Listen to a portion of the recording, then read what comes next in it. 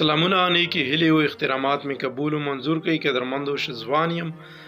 ناظرین تاسو ته ښه پاته ده چې په سپرین کورټ کې نن د عمران خان حوالې سره کومه فیصله وشوله چې هغه یې ناهیله که.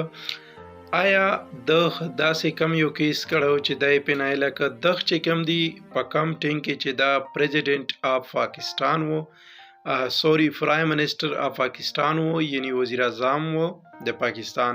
په هغه ټیم کې دغه له داسې څه ګفټونه میلاو شوي وو د بهر ملکونو نه چې توشخانه مې ته ویلی شي، یعنی کم چې په وزیر اعظم هاوس کې چې کم وزیر اعظم له ګفټونه میلاویږي په هغه کې جمع کوي. بیا هغه ګفټونه عمران خان اخیستي وو او ده ځان د پخپله سلا کړي وو، په هغو پیسو یې اخیستي وو. عمران خان مین واجه دا وه.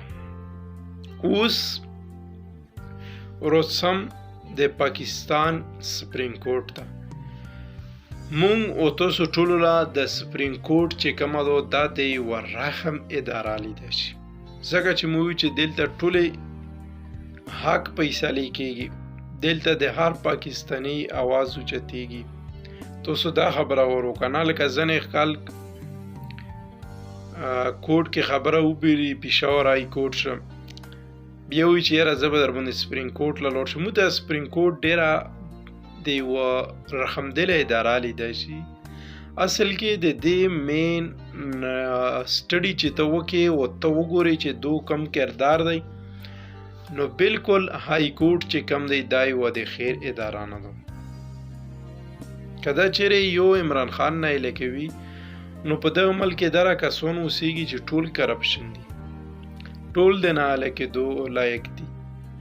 سپرین کورټ ته چا په خوله چلیږي؟ سپرین کورټ ته ټولو نه پهله چې کم دی دا د کم پارټۍ چې حکومت روشي، بس هغه چې څه وي هغه سپرین کورټ کوي. دویمه خبره د ججکو په خواښه چلیږي. بس تاسو ښه پوهېږو چې ججکو کم ځای ته ویل شي، دا د هغه په خواښه چلیږي.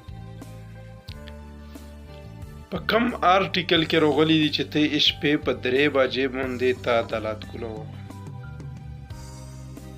دغه جواب څوک راکولی شي؟ په کم آرټیکل کې راغلی چې ته شپې په 12 بجې وزیر اعظم کوزوه. البته وزیر اعظم کوزیدای شي خو سپرین کورټ نشي کولی.